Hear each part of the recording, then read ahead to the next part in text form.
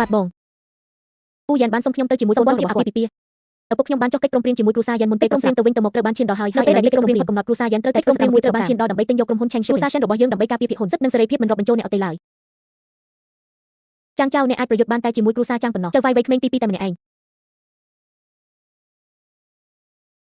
ប៉ុន្តែប្រសិនបើអ្នកមិនពេញចិត្តទេយើងអាចលុបចោលបានអាពាហ៍ពិពាហ៍នេះបងស្រីគ្រូសាចានគឺជាកម្លាំងដ៏មានឥទ្ធិពលនៅក្នុងចក្រភពទាំងមូលតារាជធានីមានអំណាចប៉ុណ្ណាយើងបានបដិសេធសំណើរៀបការនោះនឹងធ្វើឲ្យគ្រូសាយ៉ានអន់ចិត្តការខិតខំធ្វើការរបស់ឪពុកនោះនឹងត្រូវដាក់ចូលមួយក្នុងចំណោមពេលបងស្រីខ្ញុំមានវិធីមួយដើម្បីអនុញ្ញាតឲ្យពួកគេលុបចោលកិច្ចព្រមព្រៀងតាមគំនិតទូចផ្ដើមរបស់ពួកគេទោះជាយ៉ាងណាក៏ដោយកម្លាំងគ្រប់គ្រងរបស់គ្រូសាយ៉ែនវានឹងមកដល់ឆាប់នេះ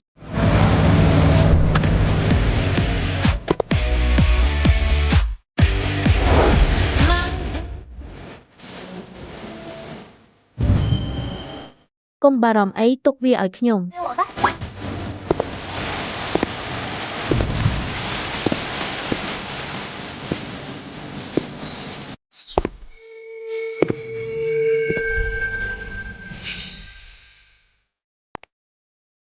ពូចន់វីយូណាស់មកហើយ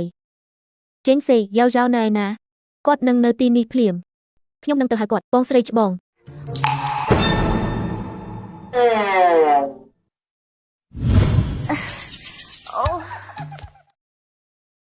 ខ្ញុំនៅទីនេះហើយបងស្រី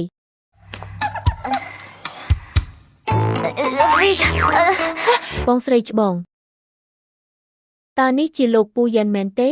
សួស្ដីពូចាងខ្ញុំឈ្មោះចៅចៅតើអ្នកជារាវយ៉ាវមែនទេជីងស៊ីមានរឿងអ្វីជាមួយក្រពះរបស់គាត់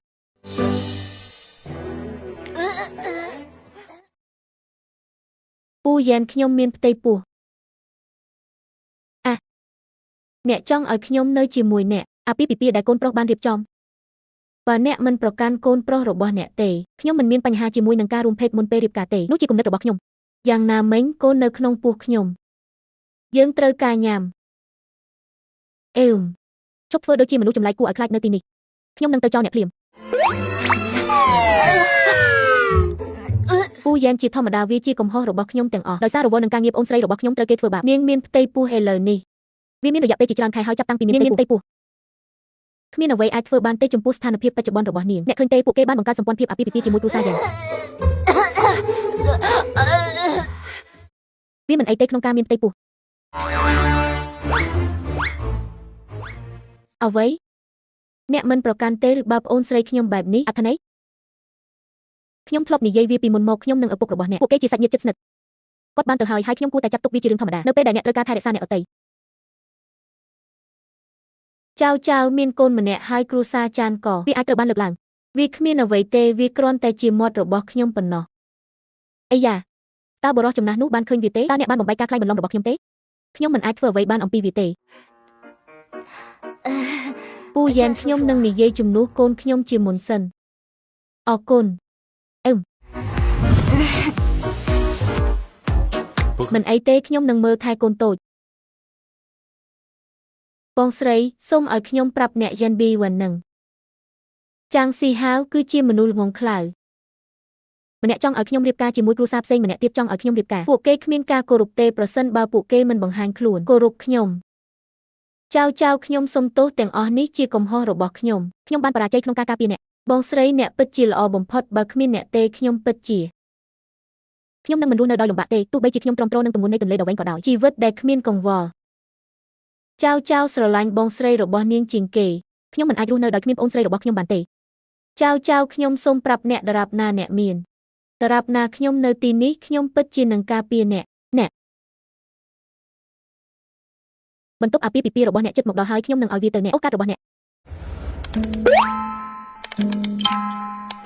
មិនអាចបើក2869បានទេ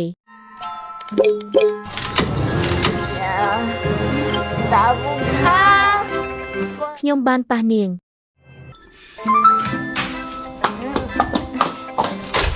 លេងខ្ញុំទៅបោះវាទៅលើផ្ទះលើកលែងតែអ្នកមិនមានសិទ្ធិយកវាពីខ្ញុំទេបើអនុញ្ញាតឲ្យខ្ញុំទៅនេះនោះជាផ្ទះរបស់ខ្ញុំប៉ា都是我的房子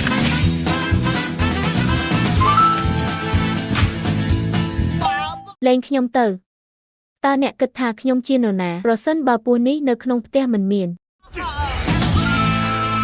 黄蛇，又是មានបញ្ហាជាមួយនឹងការដោះដូរដីធ្លី